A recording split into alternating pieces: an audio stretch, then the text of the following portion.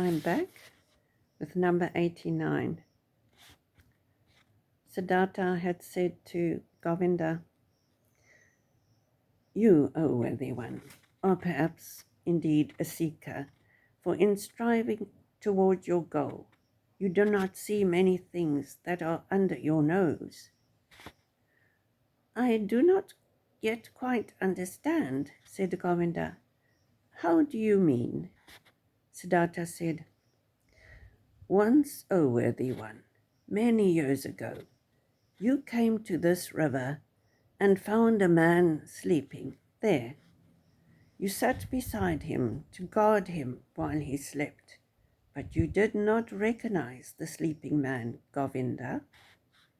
Astonished and like one bewitched, the monk gazed at the ferryman. Are you Siddharta?" he asked in a timid voice.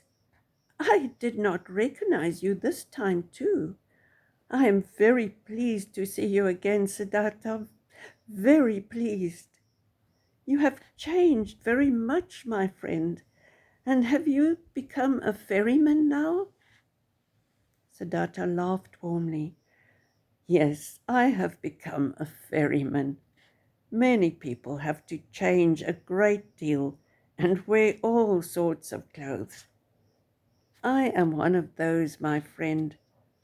You are very welcome, Govinda, and I invite you to stay the night in my hut." Govinda stayed the night in the hut and slept in the bed that had once been Vasudeva's.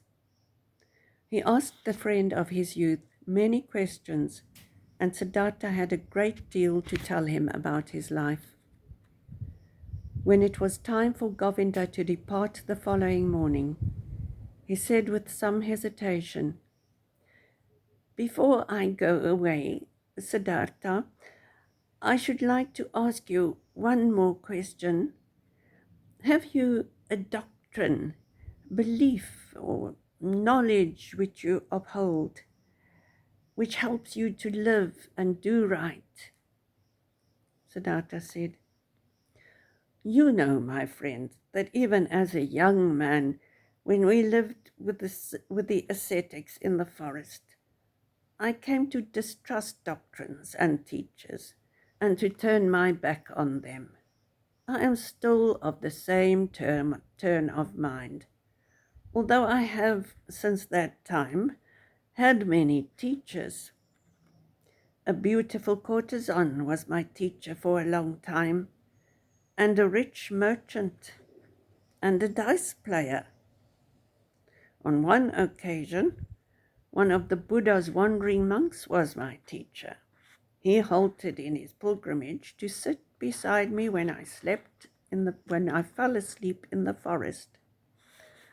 I also learned something from him, and I am grateful to him, very grateful. But most of all, I have learned from the river and from my predecessor, Vasudeva. He was a simple man. He was not a thinker, but he realized the essential as well as Gautama. He was a holy man, a saint."